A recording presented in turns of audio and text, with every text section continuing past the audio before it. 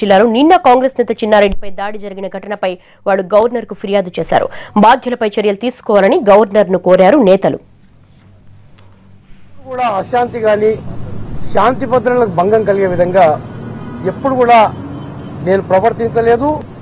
కానీ ఈనాడు టీఆర్ఎస్ ప్రభుత్వం అధికారంలోకి వచ్చిన తర్వాత నాతో మొన్న 2014లో ఓడిపోయినటువంటి వ్యక్తి టీఆర్ఎస్ పార్టీ ద్వారా అతనికి ఇలా కేబినెట్ హోదా పేరుతో తెలంగాణ ప్లానింగ్ బోర్డ్ ఉపాధ్యక్ష పదవి ఇచ్చిన తర్వాత ఈరోజు పట్టపగ్గాలు లేకుండా వనపర్తి నియోజకవర్గంలో వ్యవహరించడం జరుగుతూ ఉందనేటువంటి మాట కూడా మీతో మనవి చేస్తున్నాను. ఇలా గవర్నర్ గారికి మీరు ప్రభుత్వ కార్యక్రమాలుగా నిర్వహించే విధంగా మీరు ప్రభుత్వానికి ఈరోజు తప్పకుండా ఇన్స్ట్రక్షన్స్ ఇవ్వాల్సిన అవసరం వచ్చిందనేటువంటి మాట కూడా చెప్పడం జరిగినది. రాజ్యాంగబద్ధంగా ఈ రాష్ట్ర పరిపాలన కొనసాగాలి.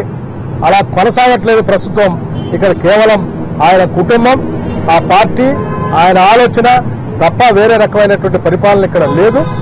కేవలం పార్టీ ఆలోచనలే ప్రభుత్వ కార్యకలాపాలుగా మారుస్తూ రాష్ట్రాన్ని, ప్రజాస్వామ్యాన్ని, ప్రజల్ని, ప్రజాప్రతినిధుల్ని అపహాస్యం చేస్తా ఉన్నారు.